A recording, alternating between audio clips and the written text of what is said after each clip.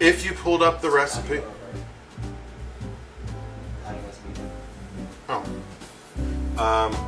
Okay, and we're back. Can you hear me now? Can we hear me now? I hope we can hear me now. Okay, good. We're good? Excellent. So as I was saying, welcome to Baking with Bryan Live. My name is Bryan and we are baking live. Welcome to my kitchen. Today we're making a smoked cheddar buttermilk biscuit.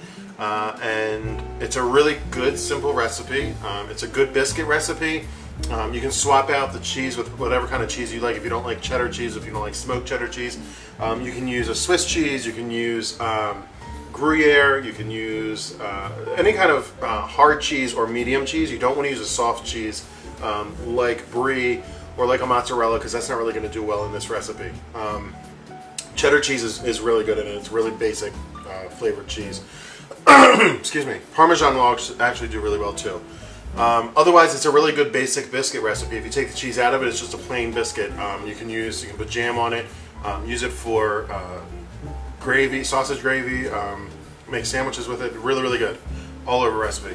So as I was saying, we do have, we did some technical work this past week. We have our overhead camera working. We also have our front camera working. So you should be able to see everything that I'm doing today.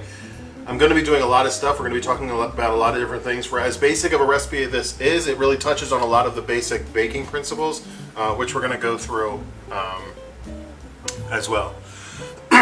So first thing, if you've pulled up this recipe, you notice that the measurements are a little bit different this week. This recipe is in grams. So everybody outside of the United States goes by grams and kilograms. The United States is the only one that does ounces, pounds and ounces, and cups and tablespoons measurement. Everybody else is kind of liters and grams and kilograms. Excuse me. So I kind of switched it up today. The recipe that we have is in grams. Most digital scales that people have will do either pounds, ounces, or grams. It just has a little button on it that you can switch from ounces to grams on. So it should be fairly easy. Using a measurement like this is easier because everything's in the same measurement style, I guess. It's not 8 ounces of butter and a cup of flour. It's just grams of flour, grams of butter. So it's easier. So that's the first difference. We are using a mixing method called the biscuit method. And as I'm talking, I'm actually going to get started on doing this. So the biscuit method is where you put your dry ingredients in. So we have our flour. We have 681 grams of all-purpose flour, not bread flour, not cake flour, all-purpose, everyday flour. We're going to put that into the mixer. Excuse me. So as I said, the biscuit method is where you put all of your dry ingredients in first, and then you add in cut cold butter. And we're using cold butter this time. Usually I say put your butter out for room temperature. This is our baking powder. The recipe has quite a bit of baking powder, but that's so that you get a really nice light and fluffy biscuit. It also uses baking soda, which is going to react with the buttermilk in it.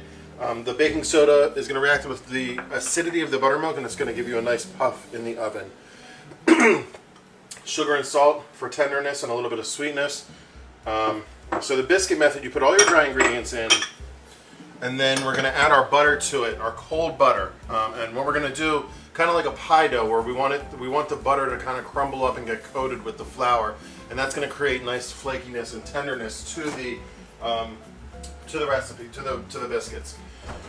As opposed to the creaming method, where you take room temperature butter, cream it with your sugar, add the eggs to that, and then your dry ingredients to that, or a foaming method where you whip up your eggs and sugar, create a foam, then sift in your dry ingredients and fold it together. This is the biscuit method of mixing. So we have our cold butter. We have 227 grams of unsalted cold butter. Just pulled it out of the fridge. For this recipe, you want your butter, your cheese, and your buttermilk to be cold. The colder it is, the flakier and lighter texture of a biscuit you're going to get. So we're using a paddle on this, on our KitchenAid. And I'm also going to be using the shield. I don't know if you have a KitchenAid mixer, it probably came with this shield. You kind of don't really know what to do with it. This recipe is great for the shield because it prevents all the flour from coming up and making a big mess. So we're going to lower the paddle in, put the shield on. Make sure you lock your mixer if you have a tilt head stand mixer. This recipe can work with a handheld mixer. It's not great with a handheld mixer. It comes out a lot better with a stand mixer. We're going to start on really low. Setting, and it's kind of grinding, not grinding, but it's creaming the butter into the flour. We're going to let that go for a few minutes. Once it gets to the right texture, the butter's going to break up into little pea-sized pieces, and it's going to kind of look crumbly in there. Once we get to that, we're going to add all of the buttermilk in at once. Actually, we're going to add the cheese in first. Mix that up a little bit and then add all the buttermilk in at once. It's a really quick recipe. Once you start mixing, you just go all the way through with it. So actually, one of the first things you want to do, which I didn't do, which I didn't mention, is you want to preheat your oven. We're baking at a really high temperature for this, 400 degrees, and it's important to put this into a hot oven quickly as soon as you get it all mixed, so that you can get the maximum amount of rise out of it. So it's started to mix pretty well. I'll lift it up so you guys can see. You can see the butter has kind of broken into smaller pieces. It looks kind of crumbly. This is about where we want it. You don't want it to get too much more than this because we still have to mix in the cheese and the milk. So I'm actually going to grab the cheese right now. So this is 170 grams of, I'm using a smoked cheddar cheese. Again, you can use pretty much any kind of cheese you'd like, any kind of hard or medium textured cheese. We're going to put all that in. It smells really good, and actually when these are baking, it smells a little bit like bacon in the oven because of the smokiness from the cheese. So we're going to put all that in. And I'm going to move the cheese to the side a little bit, just because when I lower the mixer, I don't want the paddle to smush the cheese into the bottom of the mixer. And we're going to turn this on just briefly, just to get the cheese coated with a little bit of flour. It doesn't have to be crazy. That's it. That's all we want to do. The less you mix it, the better, because the more tender of a product you're going to end up with. And now we're going to add our buttermilk. We're using buttermilk, again, because of its acidity. It gives it a really nice, tender crumb and texture to the biscuit. And it also reacts with the baking powder and baking soda. So I'm going to add it while the mixer is mixing. What's going to happen is, it's probably going to get a little loud, so I'm going to explain it now. What's going to happen is the dough is going to form. You're going to see it form pretty quickly onto the paddle. There's still going to be some crumbs left in the bottom of the mixer. We're going to leave the mixer mixing until all of those crumbs have gotten mixed in and collected into the dough. The dough will then come off the sides of the bowl and kind of grab onto the paddle, and that's when we know we're done. Again, you don't want to overmix this, but you also don't want to undermix it. It's kind of a delicate balance. So I'm going to always start on low, and make sure you're locked and your bowl's in tight. Always start on low. We're going to add the buttermilk all in at once. And you can see, and you can probably hear, the mixer is starting to really strain. I'm going to kick it up to second speed just to give it a little bit more power.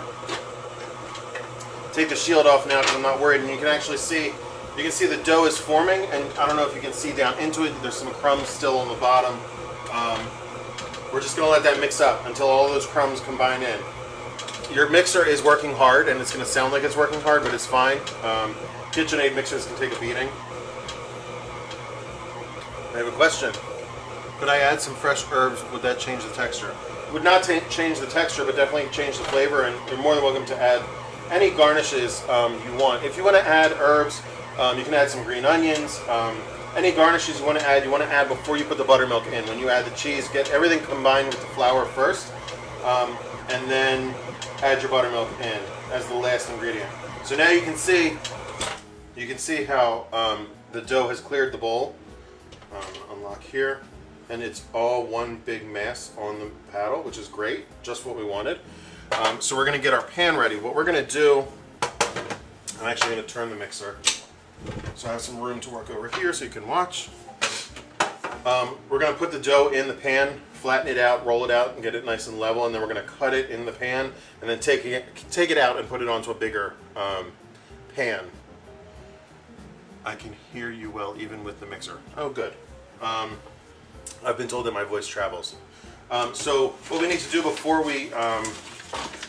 before we put the dough in is we need to use a little flour. The dough is going to be a little sticky, so we need to flour the pan pretty well so that we can lift the biscuits up out of it. Biscuits are considered a quick bread, so I've been wanting to do a bread on the show. Yeasted breads are going to be a little difficult. I still have to figure out how we're going to do that because I have to make a couple different batches so you can see it in different stages. But quick breads are great because they're quick. No yeast. They're leavened with chemical leavening of the baking powder, the baking soda, muffins, scones, breads like a pumpkin bread, zucchini bread, biscuits. Those are all quick breads, which we'll be doing more of. So got the paddle out, got the dough off of the paddle. I'm actually going to flour the dough in the bowl a little bit too. It'll make it a little easier for me to get out. Get some on your hands so it doesn't stick. If you do have a tilt, 5-quart tilt mixer, the bowl is probably going to get a little stuck, which is fine. Just give it a little tap. And then we're going to take all the dough out. You don't want to break it up. You want to take it all out together. Oh, I meant to show you different tools we're going to be using. This is called a bowl scraper. It gets its name because we scrape the bowls out with it. We're also going to be using a bench scraper. A chef's or a baker's workstation, the table is called a bench. So this is used to scrape up stuff off of your bench to clean it up. So we're going to be using both of these tools today. So we're going to get all the dough out of the bowl. It actually came out pretty easily. We don't really have much to use the scraper, but you can see the bowl scraper is going to get a really good scrape on the bowl and get everything out of it. Pretty clean already. So you have this big mass of dough. It's a really soft dough, and we're just going to push it out. Don't worry about being too gentle with it. You kind of want to push it where you want it to go. It doesn't have very much elasticity because we didn't overmix it. It's not a high gluten flour. If we were to use high gluten flour, as I would push it, it would contract back, which it's not doing, which is good. So we're going to push it out into the corners. It doesn't have to be perfect because we're going to use a rolling pin to get it perfect, to level it out. So you just want to kind of get it as even as you can with your hands and out into the corners. And then we're going to use our rolling pin. I have a question. Looks good. Can you add herbs to it? Of course. Fresh herbs, especially this time of the year, starting to get some fresh herbs in. You can add any herbs you like. Basil, thyme, oregano, marjoram is going to give it a really cool little licoricey flavor. Any herbs. Rosemary is really good. Any herbs are going to go really well in these biscuits. So we're just going to use the rolling pin and press it out into the pan. And then we're going to make sure you get it all in there. We're going to turn. This rolling pin is a little bit bigger than the pan. This is a quarter sheet pan, which I found this past week, which are amazing. They're adorable, they're cute, and it's half size of the half sheet pan. It's a quarter sheet, so you don't have to make as much of the recipe if it's only a couple of you. So I'm actually resting one side against the edge of the pan as I go along, and then just real gently flattening it out.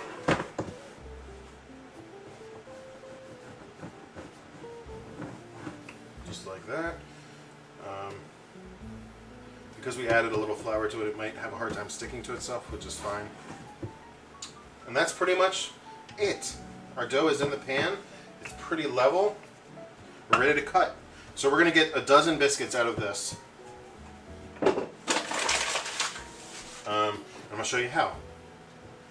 Right after this brief commercial break. No, just kidding. No commercials. So first we're going to clean the sides up, the edges up.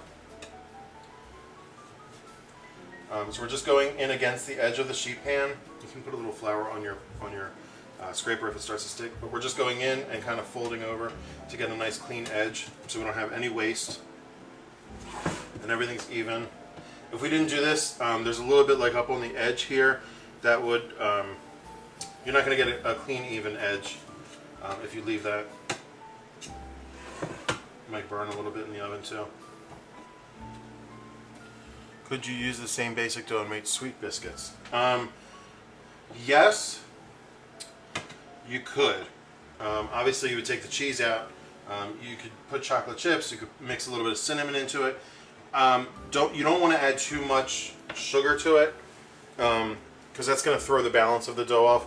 So I would use this without the cheddar cheese and add sweet ingredients to it to make it a sweet biscuit. So to cut, we're going to use the bench scraper again. We're going to cut it right down in half. Then we're going to cut it in half again to make 4 rows. And we're going to turn it, we're going to cut it into thirds. So I mark it before I cut it so I can make sure that it's pretty even. And then we just go down and cut it into thirds. And that is how you get 12 beautiful biscuits. If you were to use a circle cutter just to cut them out, you would have waste around the edge of the circle. Using a square, you don't have any waste. So that's why Lido Pizza uses square pizzas, because then you have all corners and no waste instead of a circle. So there you have it. So we're going to get our pan ready, our sheet pan ready. We're going to put some parchment paper.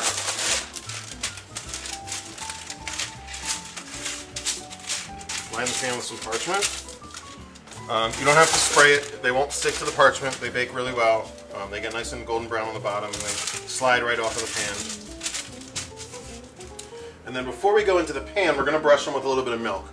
You can use buttermilk if you have some left over. I'm just using some whole milk. It's going to make sure that they have a nice even brown color. It's also going to give them a little bit of a shine on the top. So we're just going to brush on some milk. If you were doing a sweet biscuit at this point, I would say sprinkle on some coarse sugar, some sanding sugar, to give it a nice little crunch and sparkle. If you were using herbs, you could reserve some of your chopped herbs that you mixed into the dough and sprinkle them on top to give it a nice little bit of something extra. You could do some fresh cracked pepper and salt on top, whatever you fancy. The garnishes are really, this recipe accepts garnishes really well. Garnishes being any additions you add to the dough to give it some flavor. So that's it. I'm going to grab our bench scraper and we're going to pop right out. Since we floured the pan, they're coming out really easily. You don't have to worry about brushing the flour off the bottom, it's fine. We're going to get 6 on a pan. They do bake up pretty well, pretty big, as you'll see. So I'm only putting 6 on a pan. Grab another pan.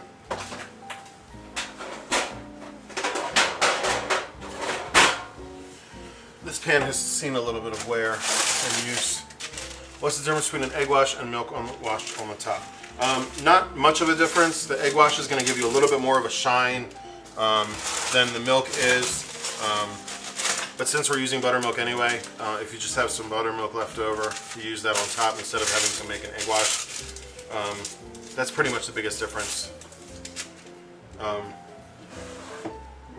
between using egg wash and milk. We're just going to get these on. Your oven is hot, so these are going to go right into your 400-degree oven for about 25 minutes. And they're going to bake up, and they're going to be beautiful. Wipe my hands off real quick. So, into the oven they go. And through the magic of television, as always, we have our beautiful baked smoked cheddar buttermilk biscuits. So you can see they did puff up quite a bit. They get nice and fluffy. You can see the cheese on them. They have a nice golden color on top. You can always tell if a biscuit or a scone or something is done by just lifting it up in the oven and seeing if the bottom is brown. If the bottom is a nice brown color, most likely they're done all the way through. You can see they're not sticking to the parchment. They're coming off really easily. And yeah, that's pretty much it. These are great to make sandwiches with. They split really easily. I'll split one for you so we can see the crumb on the inside. How long are they in the oven? They're in the oven for about 25 minutes or until they're done. Until they're golden brown color on the top and bottom. They are a little crumbly if you're trying to make a sandwich with them, but you can see, you know, it's a nice tender crumb. Put them on a pan for a minute, put a little bit of butter on them, put them on a pan and toast them up really nice. They're really great for breakfast sandwiches. Do a roast beef sandwich with a horseradish horseradish mayo and some Havarti cheese on them. They're really, really good. So that's the biscuits. That's smoked cheddar buttermilk biscuits with the biscuit method of mixing. Went through a lot of information today. I hope you enjoyed it. These biscuits are really good. Really good for breakfast, just with some tea or some coffee. Really good butter. Get some Plugra, European style butter. I know Wegmans carries it. That's going to be really good on this. Yeah, so hope you enjoyed it. Hope you learned something. Hope you had some fun. Biscuits are for sale. Contact me if you would like some. Minimum order quantity of 6 each. Hit me up on Facebook, Bryan's Bakery. Our online store and website is coming soon, so keep an eye out for that. Watch for the posts about that. Next week, I'm pretty sure we're going to have a show next week. We might not because of Mother's Day. If we do have a show, it's going to be scones. If we don't have a show, then the following week will be scones. But keep an eye, like me on Facebook, Bryan's Bakery. Follow me on Instagram at Bryan's Bakery. I post all kinds of information about what I'm doing, what the shows will be. I post all the recipes up there, pictures, and whatever you could need, you will find on Facebook or Instagram. So with that, I'm going, as always, to taste some. As you can see as I break it apart, it's really tender biscuit. It's not a flaky style biscuit like the Grand's biscuits in a can. It's a baking powder style biscuit, but delicious nonetheless. Melts in your mouth. The smoked cheese flavor is really, really good. With that, I bid you adieu. In the immortal words of Julia Child, bon appetit.